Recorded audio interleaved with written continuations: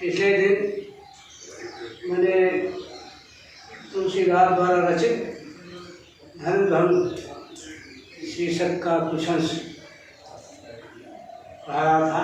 उसका भावार्थ साहित्यिक सुंदर बताया गया। उसी के आगे उसी क्रम में हम आगे बढ़ते हैं। आज धनुर्धनु की बात चल रही है और भगवान राम जो है शिव जी के धनुष को तोड़ने के लिए बिल्कुल तैयार हैं। तो लक्ष्मण जी कहते हैं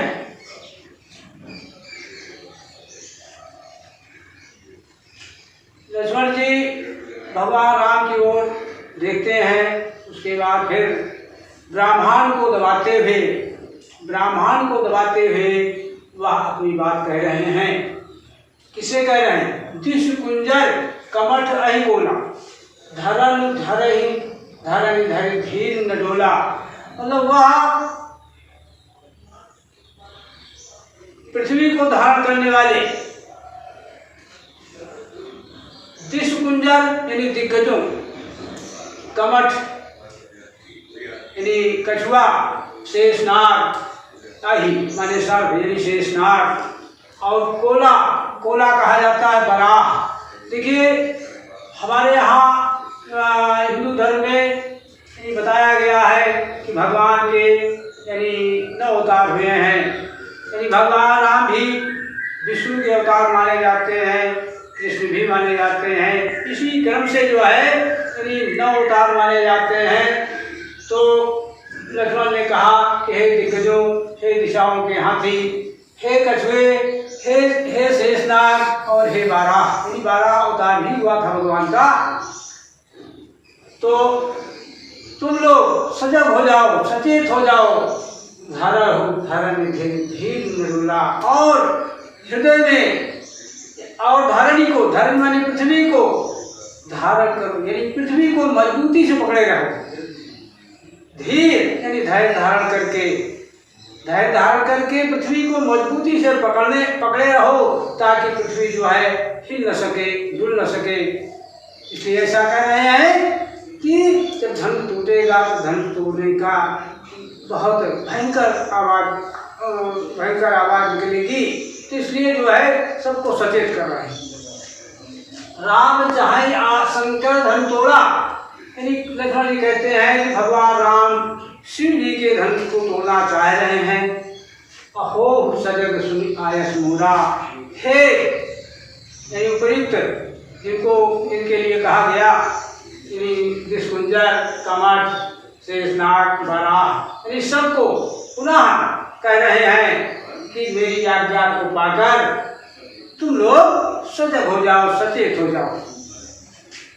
चाप समीप राम जब आए और नर नारी सब सुकृत मनाए। अब जो है भगवान राम धनुष को तोड़ने के लिए उठे थे और अब धनुष के पास आ गए हैं। जब भगवान राम धनुष के पास आए तो वहाँ उपस्थित धनुर्भंग यानी जहाँ सीता सुंदर रचा गया था वहाँ अच्छी खासी भीड़ थी।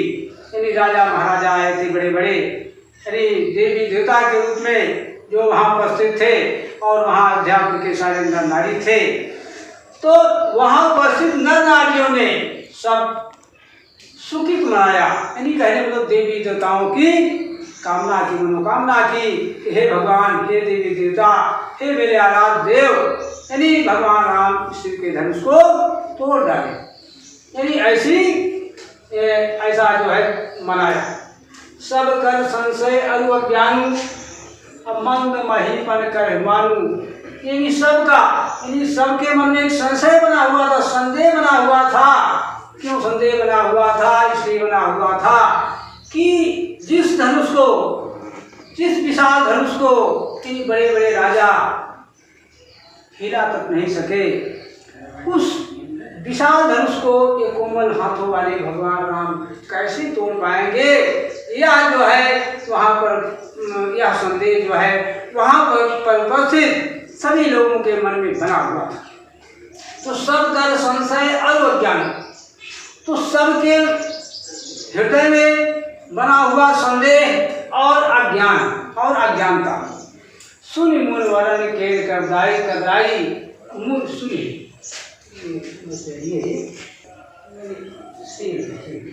सुनि मुनि वरन के कदराई।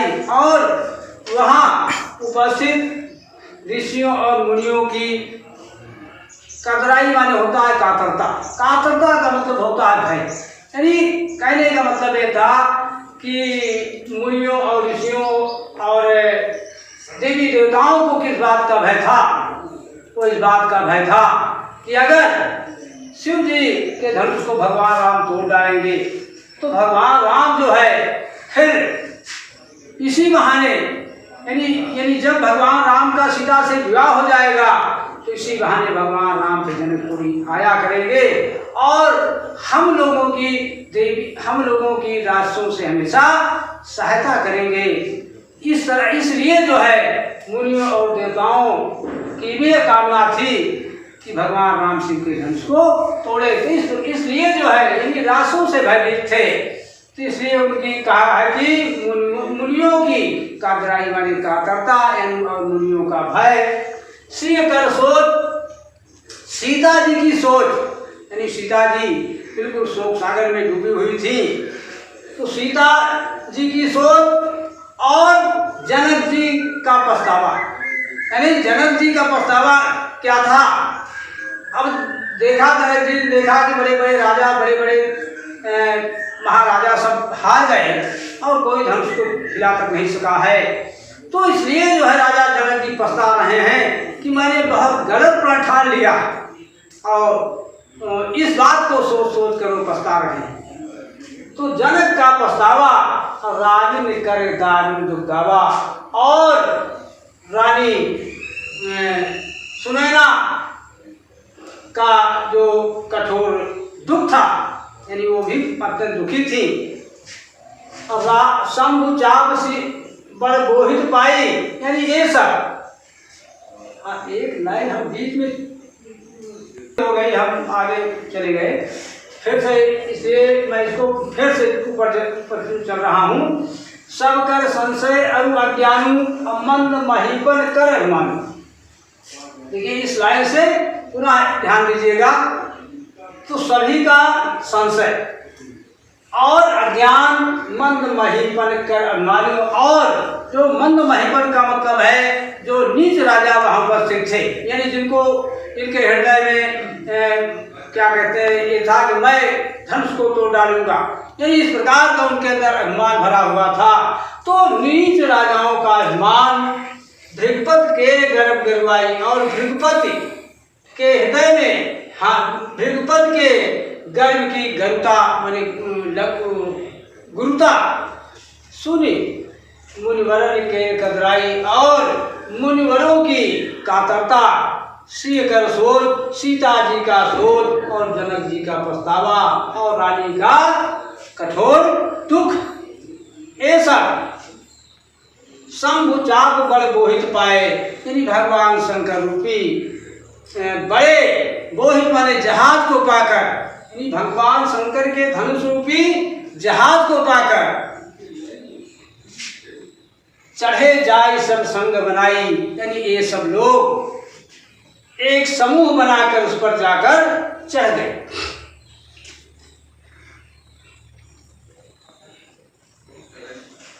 राम बाहुबली सिंधु अपारा। देखिए थोड़ा सा मैं स्पष्ट कर दूं। देखिए ऊपर से फिर बता रहा हूं। देखिए सबके अंदर संशय बना हुआ था, संदेह बना हुआ था, सबके अंदर अज्ञानता थी, सब और छोटे राजाओं के अंदर बहुत बड़ा अभिमान भरा हुआ था। भृगुपति के हृदय में गर्व की गुरुता थी यानी घमंड भरा हुआ था। और मुनिवरों के अंदर जो है भय भरा हुआ था, भय समाया हुआ था। श्री कर सोच सीता जी के अंदर सोच समाया हुआ था। जनक जी के अंदर पछतावा था यानी अपनी प्रतिज्ञा के प्रति। और रानी सुनैना के हृदय में बहुत बड़ा कठोर दुख भरा हुआ था। यानी ये सभी, यानी कहने मतलब जिसके अंदर जो भावनाएं थी, यानी वे सारी भावनाएं, वे उनकी अज्ञानता, वह उनका अभिमान, वह उनका गर्व, यानी यह सब जो है भगवान शंकर के धनुष रूपी जहाज को पाकर सब लोग एक समूह बनाकर उस पर सवार हो गए, चढ़ गए। यानी कहने मतलब सबको पार होने का एक क्या कहते हैं साधन मिल गया। राम बाहुबल सिंधु अपारा, अपारू चाहत पारू नहीं को गढ़हारू। यानी इस प्रकार भगवान राम के बाहुबल रूपी अपार समुद्र को पार करना चाहते हैं। चाहत पार नहीं को गढ़हारा, यानी पार करना चाहते हैं, लेकिन कोई खेवनहार नहीं है, यानी कोई केवट नहीं है। राम बिलोकी लोग सब चित्र लिखे से देखी, चितई सी कृपा यतन जानी विकल भी हो। राम बिलोके लोग सब, राम बिलोके लोग सब चित्र लिखे से देख, यानी राम ने सभी लोगों को देखा। कैसे देखा? चित्र में लिखे हुए के समान देखा। चितई इसी कृपायतन। और फिर सीता जी ने भगवान राम को देखा, यानी राम की ओर देखा और जानी विकल वियोग। और फिर राम ने देखा कि सीता जी बिल्कुल अत्यंत विकल हैं, यानी बिल्कुल वियोग में अत्यंत में बिल्कुल व्याकुल है। इस प्रकार उन्होंने सीता जी को देखा। देखिए इसमें जो है चौपाई संधाई है, नीचे दोहा संध है।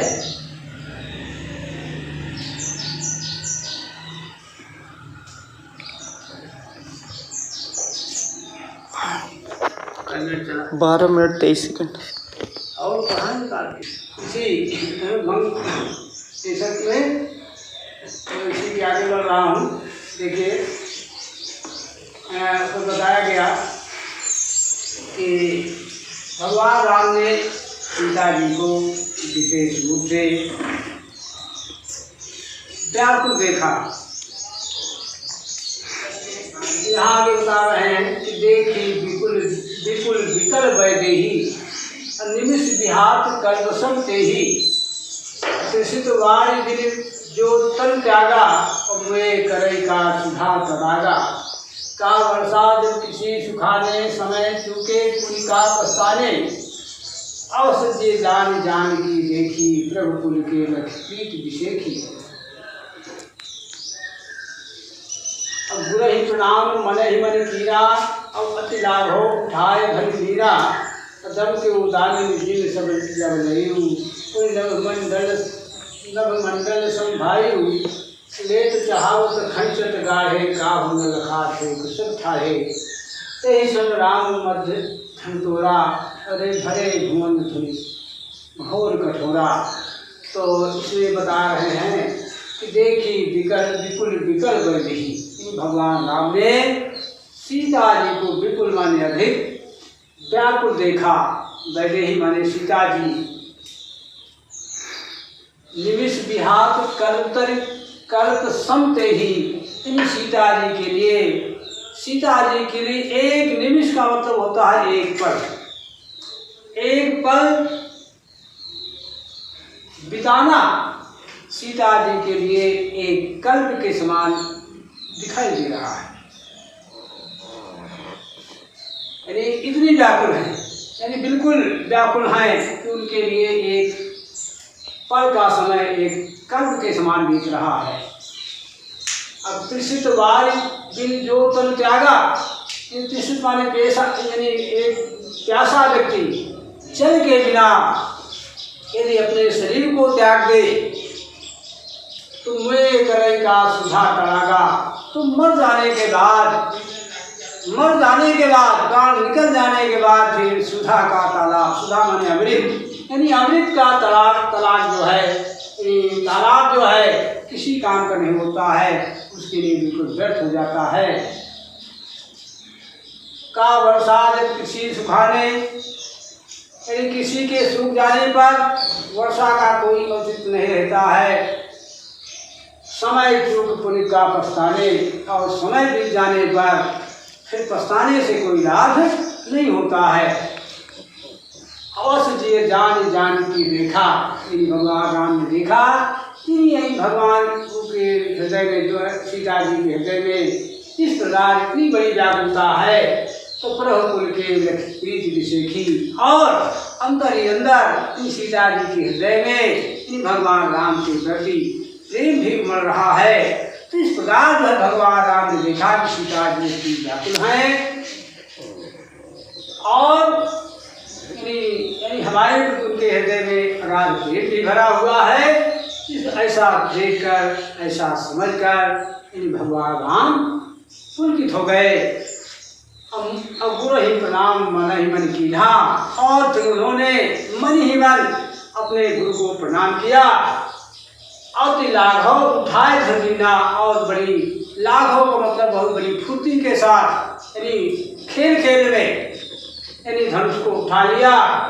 अब दम के उतारे जब, और जब धनुष को उठा लिया तो धनुष को उठाते ही यानी बिजली चमकी,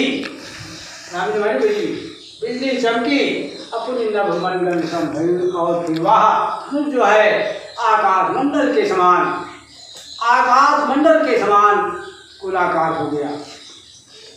लेत चढ़ावत खैचत गाढ़े, यानी तुलसीदास जी ने कहा, यहाँ लिखा कि लेत चढ़ावत खैचत गाढ़े, यानी भगवान राम ने शिव के धनुष को अपने हाथों में कर लिया। कब उसकी डोरी को चढ़ाया और कब खींचा।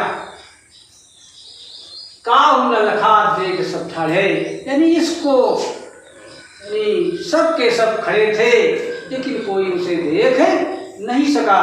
यानी कहने मतलब